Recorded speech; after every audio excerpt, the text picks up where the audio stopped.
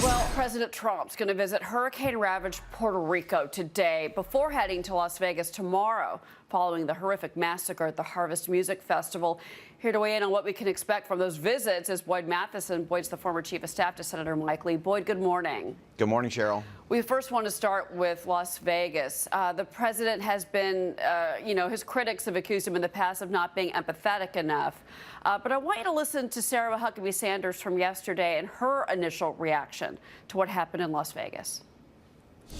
The memory of those who displayed the ultimate expression of love in the midst of an unimaginable act of hate will never fade.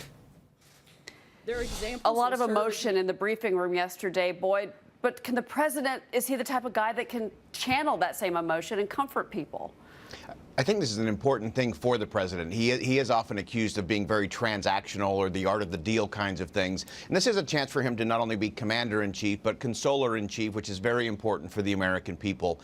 I think what Sarah Huckabee shared yesterday was, I think, indicative of what's going on inside the White House and across the nation, for that matter. I think people are feeling and sensing that.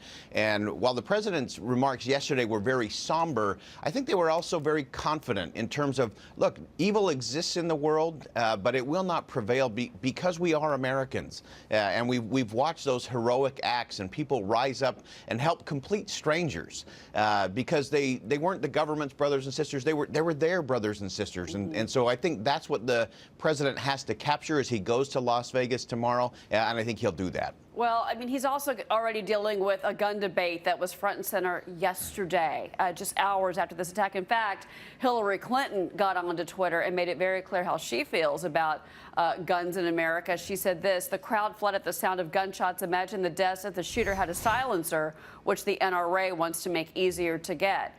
Then she went on to say, our grief isn't enough. We can and must put politics aside, stand up to the NRA, and work together to try to stop this from happening again. We should also add that Gabby Giffords, former Arizona congresswoman who was severely shot in Arizona several years ago, she and her husband straight to Washington yesterday, straight to those microphones. Is it too soon? It absolutely is. I think it's ironic that Secretary Clinton did go to the we need to take politics aside. It's interesting, always in these kinds of events, there's always that immediate reaction to try to control behavior. So whether that's regulating guns or whatever it may be, but that's not the issue. The issue is about principles and values. And we actually change behavior better by talking about the principles and the values than any kind of government control on anything. It's not how it works. It never has in the country, and it never will. Yeah, well, I want to move on to Puerto Rico. The president's heading there actually today. It's been 2 weeks since Maria. He got into a Twitter fight with the mayor of San Juan over the weekend. Well, it actually was a one-sided fight. He just attacked her. He said that she was complimentary a few days ago, has now been told by the Democrats he must be nasty to Trump. Such poor leadership ability to the mayor of San Juan, others in Puerto Rico who are not able to get their workers to help. I mean, he just went on and on. Does he need to fix this, Boyd? Yeah, he just needs to get focused on the people. And as long as he's doing that, he's going to be just fine. Again, it's part of that transactional nature that he has. He may be with you on one thing and then, blow you up on Twitter the next.